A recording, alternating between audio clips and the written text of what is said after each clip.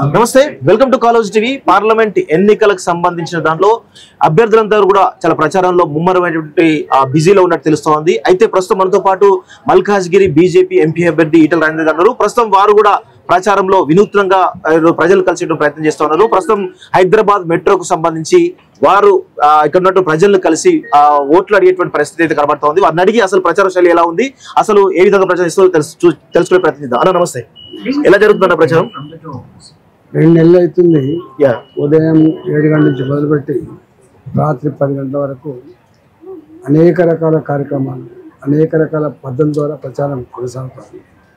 ఇప్పటివరకు ఈ మల్కాజ్ నియోజకవర్గంలో అతి ఎక్కువ మీటింగ్లు పెట్టడం, ర్యాలీలు తీయడం, ప్రజల్ని కలవడం, కమ్యూనిటీ ఏరియాస్లో మీటింగ్ పెట్టడం అనేది అతి ఎక్కువ చేసింది భారతీయ జనతా పార్టీ.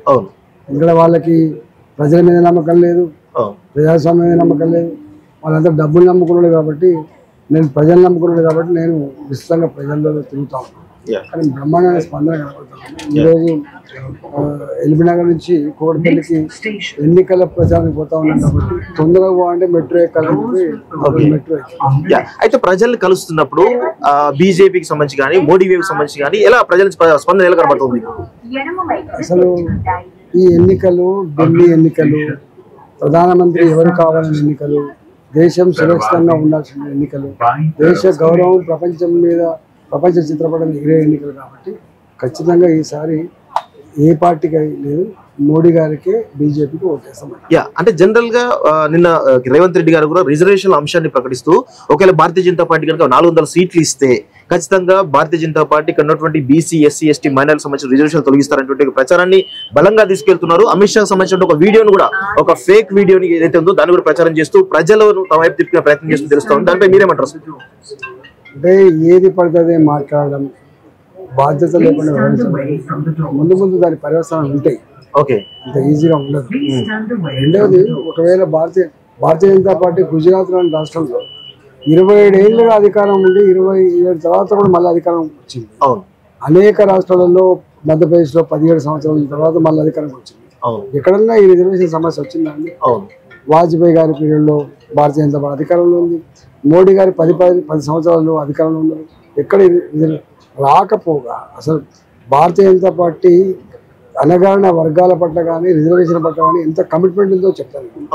చివరికి 75 సంవత్సరాల తర్వాత అగ్ర కులాలలో ఉన్నటువంటి వెనుకబడిన వర్గాలు, వాళ్ళు ఆర్థికంగా వెనుకబడిన వాళ్ళు ఉంటారు, వాళ్ళకు కూడా ఈడబ్ల్యూఎస్ రిజర్వేషన్ ఇచ్చి ఇప్పుడు ఇచ్చిన చరిత్ర మారి దళిత రిజర్వేషన్లలో ఏబిసిడ్ల వర్గీకరణ కావాలని చెప్పి మందకృష్ణ గారి నాయకత్వంలో ఎంఆర్పిఎస్ దాన్ని పరిష్కరిస్తున్నాం కదా.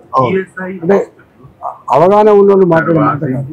ఒకవైపు మేము ఈడబ్ల్యూఎస్ రిజర్వేషన్ ఇస్తూ, ఇంకోవైపు దళితులలో ఉండే రిజర్వేషన్లలో పూర్వస్థత కోసం ఇంకా కేటగరైజేషన్ కోసం ఆలోచన చేస్తూ, కేంద్రంలో బీసీ కమిషన్ ఏదైతే ఉందో ఒకనాడు దానికి చట్టబద్ధత లేకుండా చట్టబద్ధత కల్పిస్తూ కేంద్ర కేబినెట్ లో స్వయంగా 27 మంది మంత్రులు ఓబీసీ మంత్రులు, 12 మంది దళిత మంత్రులు, 8 మంది గిరిజన మంత్రులు, 5 మంది మైనారిటీ మంత్రులు, అంటే మోర్ దెన్ 60% పైబడి మంత్రులు ఇలా అనగారిన వర్గాలకు పెట్టుకొని, ఇది పక్కకే మా పక్కన ఛత్తీస్గఢ్లో మన ఎన్నికలు అయితే ఒక ట్రైబల్ చీఫ్ మినిస్టర్ నియమించుకొని, మొట్టమొదటిసారి మోడీ గారు ప్రధానమంత్రి అయిన తర్వాత ఒక దళిత బిడ్డను రాష్ట్రపతి చేసుకొని, రెండవసారి అధికారంకి వస్తే ఒక ఆదివాసీ అడవి బిడ్డను చేసుకొని, మేము ఇంత గొప్పగా అన్ని వర్గాలకు విశ్వాసం కలిగిస్తూ అన్ని వర్గాలకు కూడా భాగస్వామ్యం చేస్తూ ముందుకు పోతుంటే, ఇవాళ 5 దశాబ్దాలు పైబడి పాలించిన కాంగ్రెస్ పార్టీ ఈ రాష్ట్రంలో 4 దశాబ్దాలు పైగా పరిపాలించింది. ఈ రాష్ట్రంలో ఒక్కరినైనా ఒక ఓబీసీ ముఖ్యమంత్రి చేసిందా అండి? పార్టీ బుద్ధి ఉండాలి వాళ్ళు మాట్లాడడానికి. సామాజికంగా అన్ని వర్గాలను కలుపుకొని పోవాలని ఆలోచన చేసే పార్టీ మాత్రమే కాదు, దాన్ని ఆచరిస్తున్న పార్టీ కూడా మా పార్టీ. ఇంకెందుకు సోనియా గాంధీ గారు నాయకత్వంలో కాంగ్రెస్ పార్టీ కొనసాగుతుంది.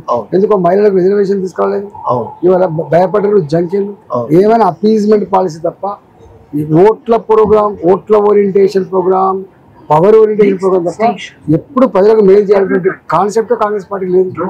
బీసీ రిజర్వేషన్ పెంచుతానని చెప్పేసి రేవంత్ రెడ్డి గురించి ప్రకటించడం జరిగింది చాలా పెద్ద ఎత్తున. దానిపై మీరేమంటారు? అసలు ఆయనకు నరం లేని నాలుక, ఆయనతో ఏమైతుంది? ఏదో లేక అనుకోకుండా ముఖ్యమంత్రి అయ్యాడు.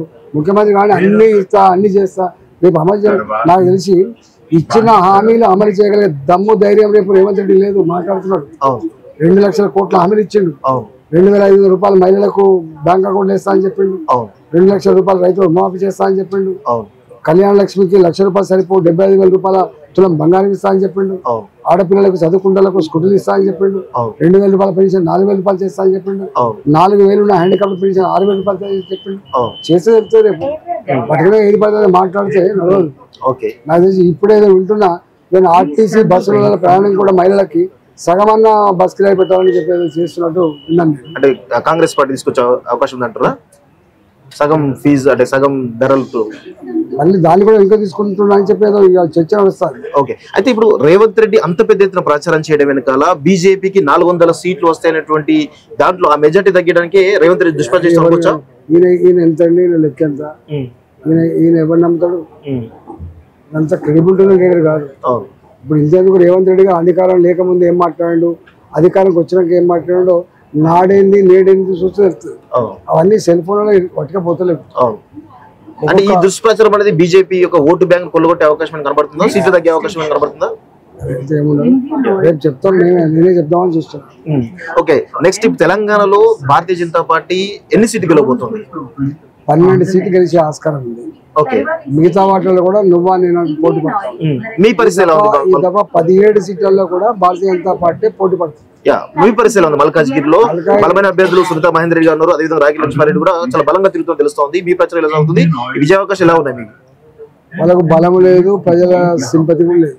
ఓకే, బీఆర్ఎస్ పార్టీ టుడే ఇర్రిలెవెంట్, అసలు ఎవరు ఆలోచిస్తలేరు. కాంగ్రెస్ పార్టీ వాళ్ళ చరిత్ర ఏందో తెలుసు. పార్లమెంట్ ఎన్నికలలో కాంగ్రెస్ పార్టీకి ఓటేసే ఆస్కారం లేదు. భారతీయ జనతా పార్టీ నరేంద్ర మోడీ గారికి మళ్ళీ గెలిపించుకోవాల్సి వస్తుంది. అంటే జనరల్ గా మీరు కొంత చర్చ జరుగుతుందంటే మల్కాజ్గిరిలో ఈటల రాజేందర్ గారు ఓన్లీ మెజార్టీ కోసమే ప్రచారం చేస్తున్నారు అనేటువంటి ఒక భావన కనిపిస్తున్నట్టు తెలుస్తోంది. దానిపై మీరేమంటారు? అంటే మీ విజయం ఖాయమైపోయింది, ఆల్రెడీ మెజార్టీ కోసమే ప్రచారం అనుకోవచ్చా? ఈ మాట నేను చెప్పట్లేదు. ప్రచారానికి పోతున్నప్పుడు కష్టపడకు, నీ గెలుపు ఖాయం, నువ్వు తిరుగుతున్నావు మెజార్టీ కోసం తిరుగుతున్నావు అని చెప్పి నేను అంటలేదు. నాకు అడ్వాన్స్ కంగ్రాచులేషన్ చెప్తున్నాను. ఏ ఇంటికి పోయినా ఇంతవరకు ఎక్కడ కూడా నీకు ఎందుకు ఓటు వేయాలని చెప్పి అడిగిన లేదు. అంత గొప్పగా ఉంది. అంటే మెజారిటీగా మల్కాజ్గిరిలో 7 స్థానాలు, 7 స్థానాల్లో మీకు మెజార్టీ ఇచ్చేటువంటి అసెంబ్లీ స్థానాలు ఏమున్నాయి? అన్నిట్లో మనకు మెజార్టీ వస్తుంది. ఇళ్ళ మెజార్టీ వస్తుంది, ఇళ్ళ మెజార్టీ రాదని క్వశ్చనే లేదు. అది కూకట్పల్లి నుంచి మొదలుపెట్టి ఎల్బీ నగర్ వరకు 7 నియోజకవర్గాలు కూడా మెజార్టీ. అంటే ఇక్కడ కూకట్పల్లిలో కానీ ఎల్బీ నగర్ కానీ ఆంధ్ర ఓట్ బ్యాంక్ చాలా ఎక్కువ ఉన్నట్టు తెలుస్తోంది. వాళ్ళను ఆకర్షించడానికి మీరు చేస్తున్న ప్రయత్నం ఇక్కడ ఆంధ్ర లేదు, తెలంగాణ లేదు, కాపు లేదు, కమ్మ లేదు, కులం లేదు, మతం లేదు. అందరికందరూ మోడీ గారు ఉంటేనే దేశం బాగుపడుతుంది, ఈటల గారు ఉంటేనే మల్కాజ్గిరి బాగుపడుతుంది. అంటే మీ ప్రచారానికి పవన్ కళ్యాణ్ గానీ చంద్రబాబు గానీ వచ్చేటువంటి అవకాశం కనబడుతుందా? తెలియదు.